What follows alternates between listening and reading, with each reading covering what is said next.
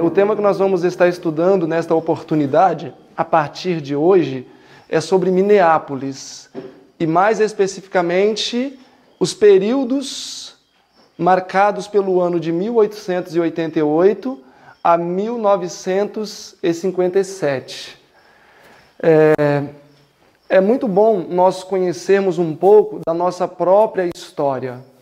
Quando nós conhecemos a história do passado, nós vamos ter condições de decifrar o futuro, pois o passado decifra o futuro. Assim acontece, por exemplo, com as profecias. Então eu acredito que esse assunto é um assunto relevante para talvez respondermos algumas inquietações que possamos ter na nossa mente quanto a tudo que tem acontecido nesses últimos dias, especialmente com o povo remanescente de Deus. Talvez a resposta esteja aí, de 1888 a 1957.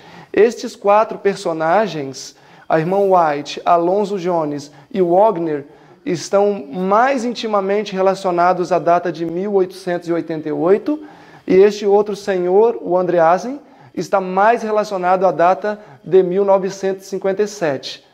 Os 3 personagens que eu mencionei ao início tiveram uma participação preponderante em tudo o que aconteceu em 1888. E já em 1957, o pastor Andreasen, poderíamos dizer que foi o personagem principal, pois ele sozinho fez frente a uma grande onda de influência negativa que estava inundando a nossa igreja nesta década. Então esses 4 personagens deveríamos conhecê-los bem. Além deles, outros mais. Por exemplo, relacionado ainda a 1888, George Butler é um personagem importante, pois em 1888 ele que era o presidente da nossa igreja, entre outros personagens ilustres da época que nós vamos estar estudando durante essa semana. Nós vamos abordar um pouco sobre o surgimento da Igreja Adventista do Sétimo Dia, um movimento profético que nasceu neste mundo de maneira oficial em 22 de outubro de 1844, quando Jesus passou para o Santíssimo e assim começou a sua obra de juiz investigativo. Depois nós vamos estudar rapidamente o desenvolvimento organizacional e doutrinário da Igreja Adventista, para que assim tenha um terreno bem preparado para estudarmos a data de 1888. Nós vamos estudar especialmente 17 de outubro a 4 de novembro de 1888. Foi quando em Minnesota aconteceu, na cidade de Minneapolis, podemos dizer que talvez uma das assembleias mais importantes. Como nós vamos perceber pelos escritos da própria irmã White, que esteve presente e disse que naquele momento, naquele período, Deus desejava derramar a chuva serôdia. E que, na verdade, lampejos desta chuva se sentiu. Mas, infelizmente, a luz que deveria ter iluminado este mundo, irmão Otacílio, não iluminou. Aconteceu algo trágico e Deus teve que reter a sua mão e a chuva serôdia não foi derramada. E assim voltamos para mais alguns conjuntos de 40 anos pelo deserto. E aqui continuamos até hoje. Então eu acredito que o segredo para saber o que nós precisamos fazer, qual deve ser o nosso comportamento como povo remanescente dos últimos dias, deve ser entender o que aconteceu em Minneapolis, pois os mesmos teores teológicos que agitaram as coisas naqueles dias e fazendo com que estivesse muito perto de ser derramada a chuva serôdia, é a mesma mensagem que vai ser novamente pregada nos nossos dias. É a mesma mensagem. A justiça pela fé. Essa citação dos eventos finais foi confirmado tudo quanto declarei em Minneapolis, que precisa haver uma reforma nas igrejas. A irmã White escreveu isso aí logo depois de 1888. O estado de coisas negativas que permearam o contexto de 1888 acabou penetrando para além de 1888 e teve uma influência não positiva na nossa igreja. preparando o caminho para a incredulidade, e muitas pessoas que se levantaram do nosso meio, personagens que vamos estudar, e tiveram uma influência terrivelmente negativa para a igreja. Homens que eram homens conhecedores da palavra e se tornaram grandes perseguidores do adventismo. Um deles, por exemplo, que nós vamos estudar amanhã, acho que é depois de amanhã, ele teve uma influência tão negativa que alguns dos seus livros contra a irmã White são utilizados até os dias de hoje para de alguma forma trazer opróbrio ao dom profético de Ellen White por parte dos evangélicos. Então vamos estudar todo esse assunto, e especialmente 1957. O meu objetivo, especialmente nas últimas duas palestras, quando vamos abordar 1957, não é defender ponto doutrinário, mas sim apresentar duas visões.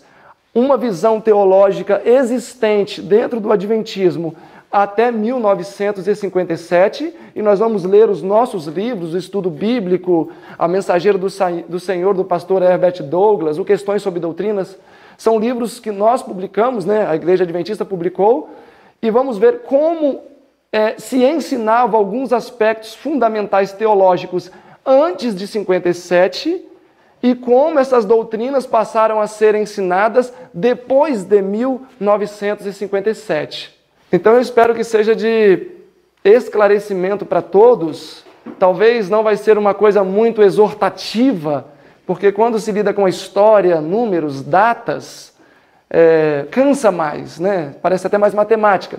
Mas eu acredito que nós não podemos permanecer ou sermos ignorantes quanto à nossa própria história, para que não venhamos a perpetuar erros que foram cometidos no passado. E aí surge até uma pergunta, né, que poderia surgir na nossa mente, mas qual a relevância de estudar? Ora, a relevância de estudar a história passada é que o passado, com os seus erros, vai nos proteger no futuro. Por quê? Quando eu olho para o passado, a própria Bíblia declara que as coisas que ocorreram no passado são as que acontecem no presente e certamente serão as mesmas coisas que também vão acontecer no futuro. Olhem comigo aqui o livro de Eclesiastes. O livro de Eclesiastes, capítulo 1. Todos estão lá? Eclesiastes, capítulo 1. Eu gostaria de dizer o seguinte, meus irmãos. Nós estamos vivendo em tempos trabalhosos.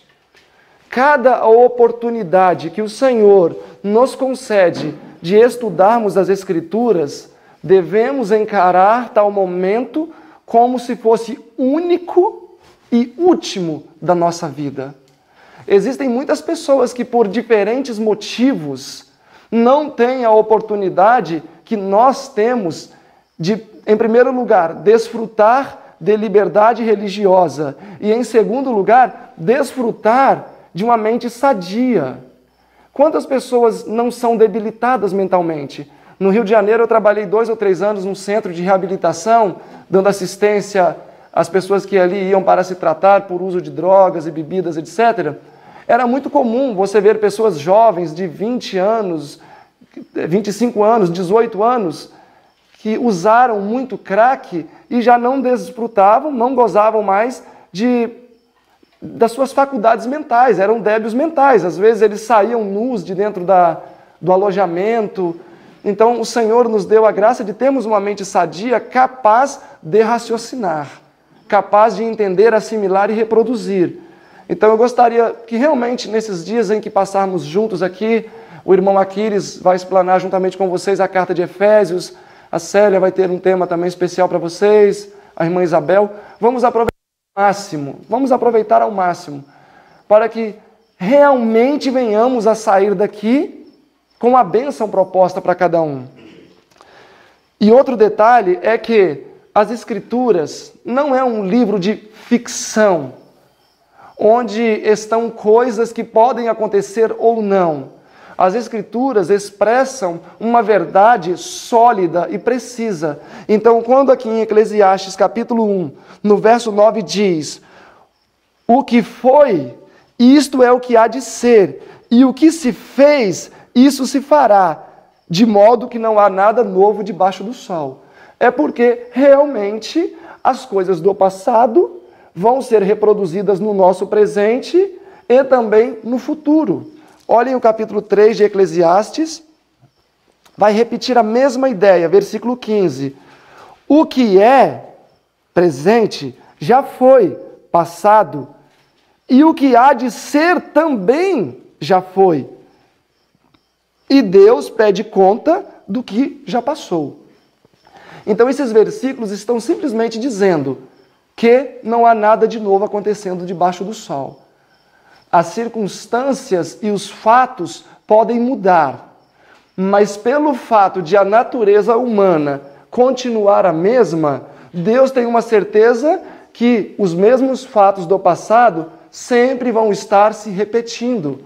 A irmã White diz no Mensagens Escolhidas, página 339, Mensagens Escolhidas, volume 3, 339. A Bíblia acumulou e juntou seus tesouros para a última geração. Todos os grandes acontecimentos e solenes realizações da história do Antigo Testamento estão se repetindo na igreja nestes últimos dias.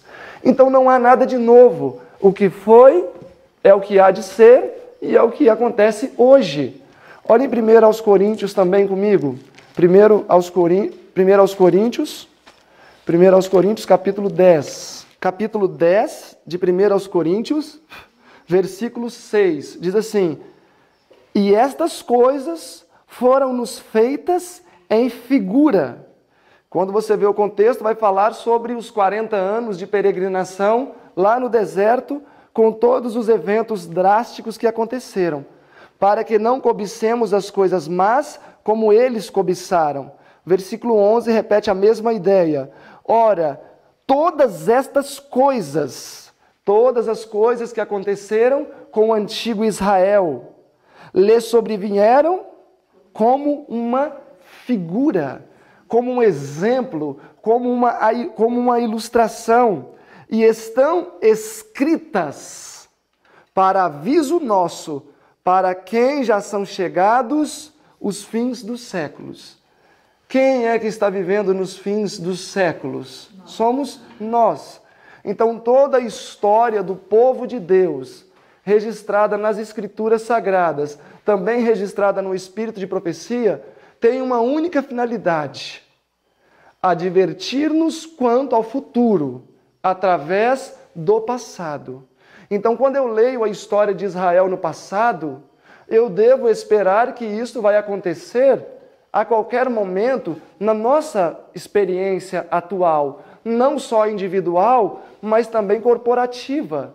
Porque os mesmos embates que homens do passado enfrentaram, individualmente, cada um de nós enfrenta também hoje, nas diferentes situações, nas provas da fé que estes homens sofreram. Hoje muitos de nós temos a nossa fé provada.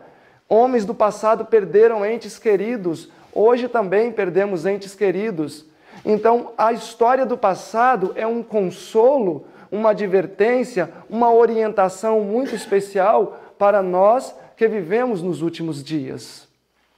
Então nós não devemos desprezar aquilo que Deus deixou escrito nas Escrituras para a nossa advertência e para a nossa orientação.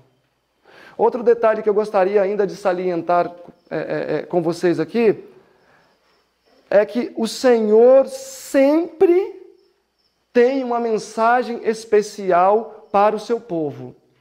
Teve no passado, teve nos dias de Cristo, teve nos dias apostólicos, teve uma mensagem especial durante o período de 1260 anos de supremacia papal, de 538 a 1798, teve uma mensagem especial de 1798 a 1844, quando houve um alto clamor e as diferentes pessoas de diferentes denominações se reuniram e formaram assim então um corpo de crentes mileritas, tem uma mensagem especial, muito especial, para aqueles que vivem agora de 1844 em diante. O Senhor sempre tem uma mensagem especial. E nós precisamos, pela graça de Deus, identificar qual é esta mensagem. Esta mensagem também está relacionada ao que nós vamos estudar. Uma delas nós sabemos que é o alto clamor. O alto clamor é o que vai dar poder. O derramamento da chuva serôdia, na verdade, é o que vai dar poder àqueles que, segundo o Espírito de profecia, estão com a sua vida em dia, para o fruto ser amadurecido. E então a consequência disso vão ser pessoas proclamando o Evangelho, proclamando as 3 mensagens angélicas com todo o poder e glória. E breve, Jesus então poderá voltar. Então, nesses dias que vamos estar juntos aqui, meus irmãos, vamos aproveitar ao máximo. Eu sei que cada um veio a este evento de diferentes contextos, de diferentes situações. Eu mesmo, foi uma semana difícil, de muito trabalho, muita correria, muitas coisas a fazer. Eu sei que cada um aqui também saiu de suas atividades, cada um saiu das suas correrias, dos seus afazeres, deixaram pessoas especiais para trás, para poder estarem aqui esse momento. Então vamos aproveitar ao máximo mesmo. E antes de nós continuarmos, que eu gostaria agora de fazer uma breve reflexão com vocês sobre a experiência do povo de Deus nesta terra, desde o Éden. Eu gostaria que nós cantássemos um hino mais, o hino 392, bem junto a Cristo. Eu acredito que a maioria das pessoas conhece esse hino de memória. Quando eu digo, antes morrer do que pecar, este hino era real na Idade Média, porque as pessoas ali preferiam morrer mesmo, e morriam. Mas eu declaro isso, será que eu entendo a importância dessa declaração diante de um universo expectante? Então nós vamos cantar o hino bem junto a Cristo, que possa ser uma oração oriunda do nosso coração, sincera, com real desejo de estarmos bem junto a Cristo. Meus irmãos, Deus sempre teve nesta terra um representante.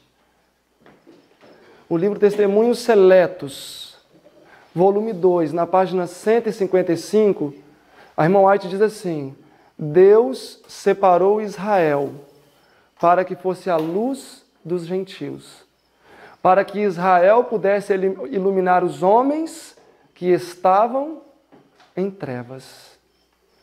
O livro Mensagens Escolhidas, volume 1, esse daqui, na página 409, no último parágrafo, a irmã White fala: Deus levantou o seu povo para que fosse luz nesse mundo.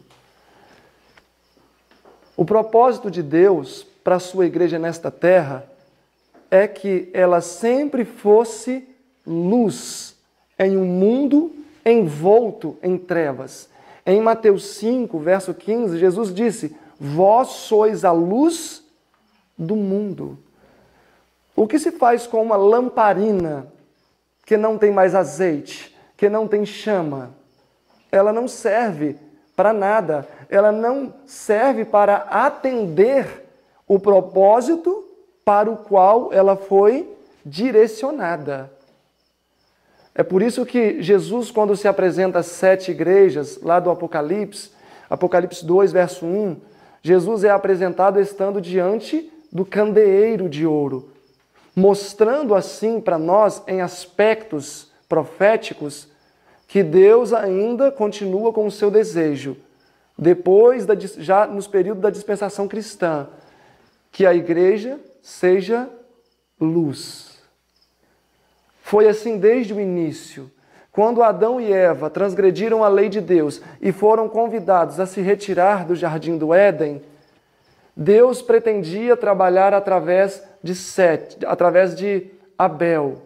Abel deveria dar origem à linhagem santa, Mas por uma fatalidade, Caim acabou eliminando a vida do seu irmão. E Deus então levantou Sete. Quando Sete nasceu, Satanás temeu, porque ele imaginou que Sete já fosse o Messias, o qual esmagaria sua cabeça, porque em Gênesis 3,15, pouco antes havia sido lançada a sentença de que a semente da mulher esmagaria a cabeça da serpente. Mas ainda não era o Messias, senão o progenitor da linhagem do Messias. Ok, então Sete nasceu para ocupar o lugar de Abel e ele então deu origem à igreja, deu seguimento à igreja de Deus na terra, até Enoque. Enoque, o sétimo depois de Adão, foi parte da igreja visível de Deus nessa terra. A luz da verdade presente para aqueles dias foi mantida intacta e propagada por Sete, o qual depositou esse legado na mão de Noé. E de Noé saltou para Abraão. Abraão, Deus retirou de sua parentela, pois ele vivia na Mesopotâmia. Mesopotâmia foi onde, anos mais tarde, foi edificada Babilônia. O Senhor tirou Abraão de sua parentela, conduziu até a Canaã. Mas antes de conduzi-lo diretamente a Canaã, Deus o preparou para a grande missão de sua vida, que era ser o guardador dos oráculos divinos. Então ele deveria ser livrado das influências pagãs que o pai dele estivera exposto, para que a verdade pura e imaculada não viesse a ser contaminada por nenhuma das práticas idólatras de sua família. E Abraão, segundo Ellen White, era um homem de muita oração. A cada lugar que ele parava para estabelecer o seu acampamento, ele ali edificava um altar. No Patriarcas e Profetas, na página 128, a Ellen White declara que quando ele passou pela terra dos cananeus, ele sabia que ali aconteciam sacrifícios humanos. Os cananitas eram muito pagãos e sacrificavam pessoas. E Abraão, com temor de que algo lhe acontecesse, teve a certeza de que Deus estaria com ele e levantou naquela região um altar. E então ele, pela manhã e pela tarde, diz o texto, Patriarcas 128, que ele chamava todos os seus colaboradores, aqueles que com ele estavam, para oferecerem o sacrifício, o culto da manhã e o culto da tarde. Os cananeus olhavam aquilo, e quando ele foi embora, eles começaram a repetir o mesmo processo por influência de Abraão. Então Abraão começou a atender o propósito para o qual ele foi chamado, ser luz entre as trevas. Quando avançamos de Abraão, vamos para Isaac, o qual perpetuou o mesmo legado, Jacó, José, Judá, e assim vamos avançando. Deus sempre teve um representante. Deus sempre teve uma igreja com a qual ele pôde contar. Mas, embora sempre tenha existido a sua igreja visível, que é a igreja militante, Deus também sempre teve uma igreja invisível, que não só está somente dentro da sua igreja oficial, mas também está fora da igreja. Podemos citar como exemplo Ruth, a Moabita, Obed-Edom e muitos outros homens que não faziam parte das fileiras de Israel, mas eram homens fiéis. Quando chegamos, por exemplo, nos dias de Elias, Elias achava que não tinha sobrado ninguém da igreja visível, mas ele esqueceu que existia uma igreja invisível, e Deus disse: Elias, a minha igreja, como você pode ver, está em apostasia, mas existe aqui 7.000 que não dobraram os seus joelhos a Baal. Então Deus sempre pôde contar com uma igreja visível, militante. Mas quando olhamos para a experiência de Israel, nem sempre o Israel militante foi o Israel triunfante. Qual é a grande prova disso? Que no ano 34, depois de Cristo, eles foram rejeitados. Eles cessaram de iluminar o mundo completamente. E Deus já não poderia mais utilizá-los para nada. E a porta da graça se fecha então para Israel no ano 34. Deus levantou uma igreja para que ela fosse luz.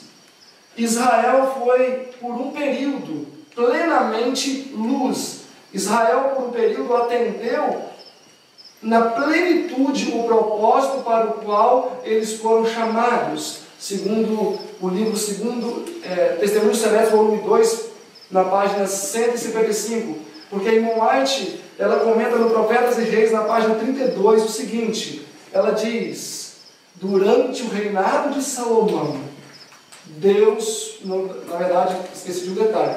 Durante os primeiros anos do reinado de Salomão, Deus foi grandemente honrado, pois Israel se tornara a luz das nações.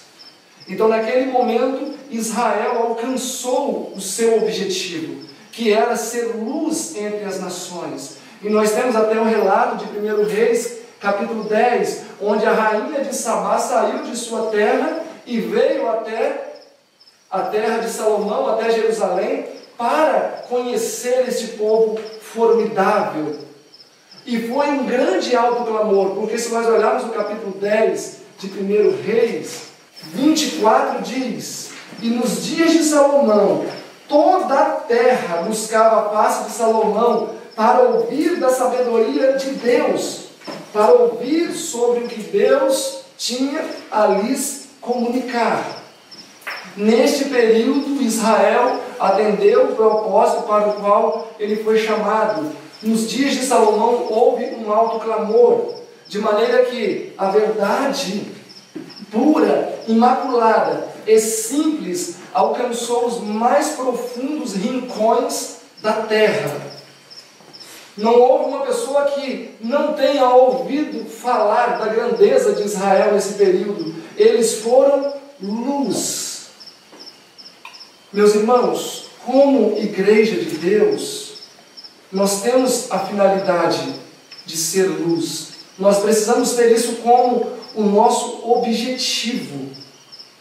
Ser luz. Eu quero fazer uma pergunta.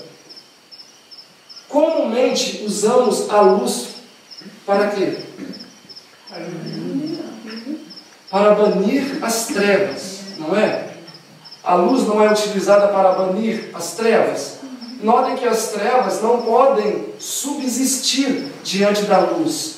Por mais tênue ou por mais delicada que seja a luz, pode ser um palito de fósforo. Ela tem muito mais força que as trevas. Então, Deus tem uma igreja. Deus teve uma igreja. E esta igreja precisa ser luz. Após a rejeição da nação judaica no ano 34, levantou-se então o cristianismo. E aí nós temos a igreja de Éfeso, que foi luz nos seus dias, desde o ano 31 até o ano 100 depois de Cristo. E a igreja de Éfeso foi luz. Aí depois temos a igreja de Esmirna, que também foi luz. E assim sucessivamente. Entramos então no período dos 1260 anos. Novamente a igreja de Deus continuou sendo luz.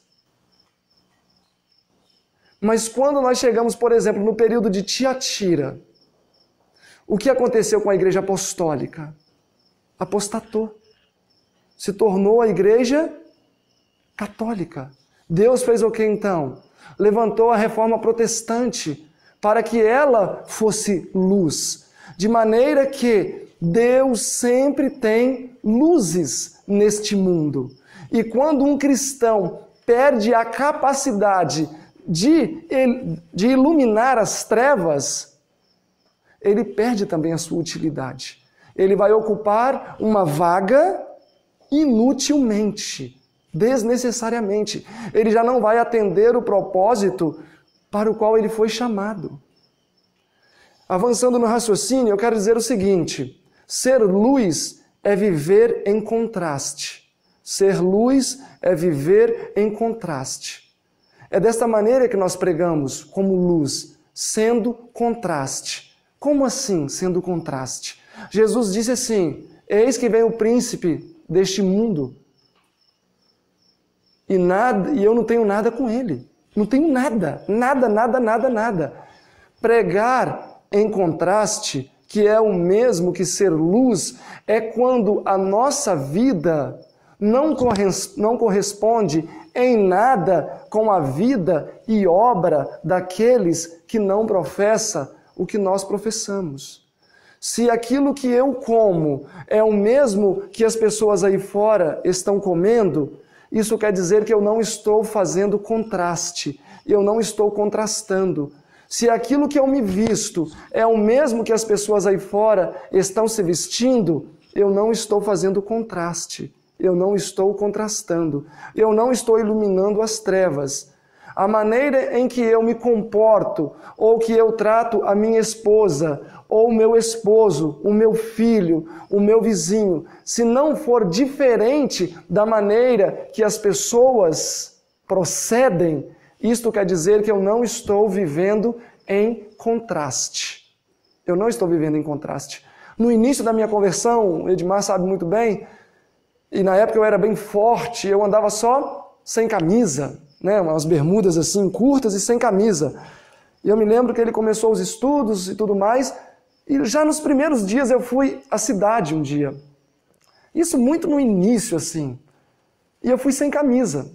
E aí alguém fez uma brincadeira de mau gosto perto de mim. E aí uma pessoa, aí esse amigo, eu falei, olha rapaz, me respeita porque agora eu sou um cristão. Aí ele olhou, mas interessante, eu não notei nada de diferente. Para mim você continua a mesma coisa. E aí para mim foi uma lição aquilo naquele dia. Eu não estava contrastando, eu estava sendo, na verdade, cúmplice. Eu estava sendo cúmplice. O cristão precisa contrastar. Se aquilo que as pessoas fazem nos seus lares, pessoas que não temem ao Senhor, é o mesmo que eu faço no meu lar, as mesmas maneiras, tudo, isso quer dizer que o Evangelho não está sendo pregado em contraste. É o contraste que faz as pessoas despertarem. É o contraste que fez com que os fariseus dissessem, eles estiveram com Jesus. Por quê? Porque eles falam como Jesus. Eles falam como Jesus. Se as pessoas olham para nós e não nos identifica como alguém diferente, como alguém que conheceu, vive e ensina algo especial, isso quer dizer que eu ainda não alcancei o objetivo que Deus tem proposto para cada um de nós. Isso é pregar o Evangelho em contraste. E Jesus, em Mateus 24, na verdade, coloca outra palavra. Ele diz que isso é o Evangelho sendo pregado em testemunho.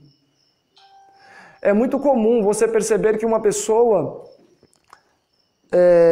pode defender uma causa, mas não viver à altura ou em harmonia com a causa que ela defende.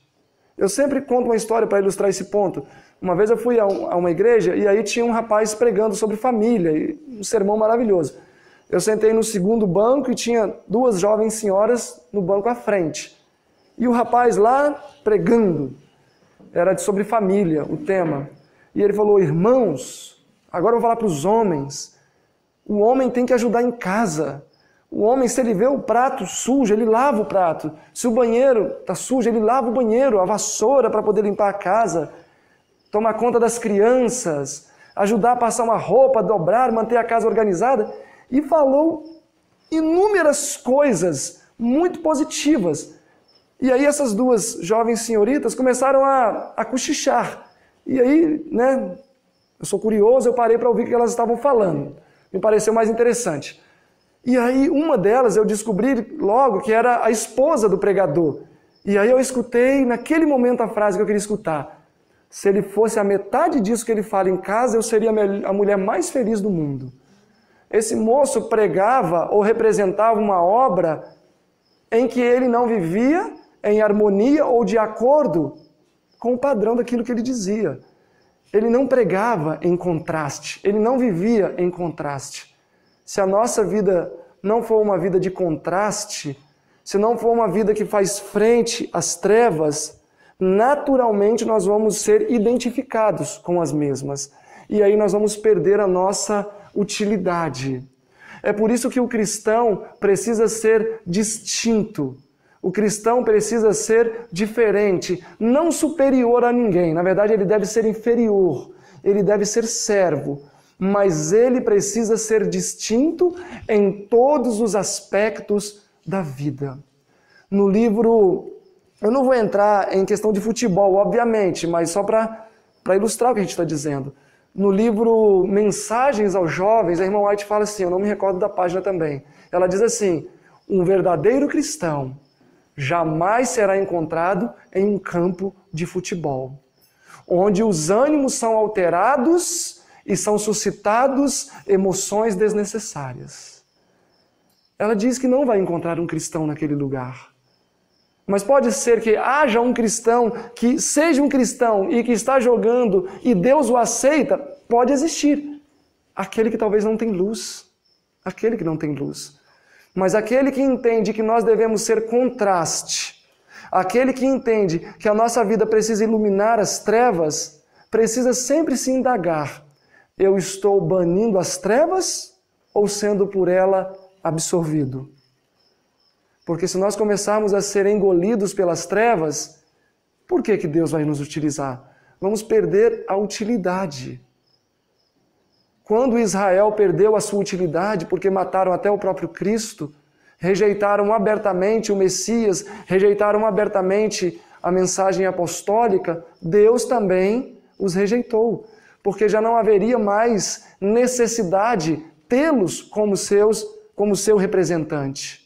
Então, meus irmãos, como última geração que somos, e eu acredito que todos aqui participam do mesmo pensamento, em que a possibilidade de Jesus voltar nesta geração é muito real, é muito considerável, nós precisamos começar a viver como Israel vivia no dia da expiação. No dia 10 do 7º mês era o dia da expiação. Naquele dia existia aflição de alma. As pessoas não falavam as suas próprias palavras, faziam jejum, afastavam-se das suas atividades cotidianas, dedicavam-se plenamente à consagração. Por quê? Porque aquele era o juízo final para Israel. No dia 22 de outubro de 1844, nós entramos no 10º dia do 7º mês, o dia da expiação. Comportamento idêntico deveria ser visto em nós. Concentração nas nossas palavras, concentração nos nossos atos, domínio próprio nos nossos pensamentos, de maneira que venhamos a refletir a causa que nós estamos advogando. As pessoas já não aguentam mais ver conceitos. O evangelho não é conceito. Nós não podemos pregar um evangelho conceitual, onde eu prego conceito para as pessoas. Ninguém aguenta mais ouvir conceitos. As pessoas agora querem ver. Elas querem ver a manifestação dos filhos de Deus. E Paulo diz que até mesmo a natureza quer ver a manifestação dos filhos de Deus. Que durante essa semana venhamos então a tirar também um tempo para profunda reflexão. A irmã White fala que João Batista, ela fala no Obreiros Evangélicos, Testemunhos para a Igreja, também no Desejado, página 100, 101, 102 ali, tudo ela fala. Que João Batista se afastou dos seus amigos, dos seus parentes e se entregou ao estudo da palavra, oração, porém não uma vida ociosa. Ele não tinha vida ociosa, mas ele dedicava boa parte do seu tempo à meditação, oração e estudo da palavra. E eu acredito que nós necessitamos fazer isso. O Desejado de Todas as Nações, na página 224, diz que quando João Batista anunciou a sua mensagem, Satanás tremeu e temeu pelo seu reino. Um único homem, quando anunciou a mensagem do primeiro advento de Cristo, Satanás temeu pelo seu reino.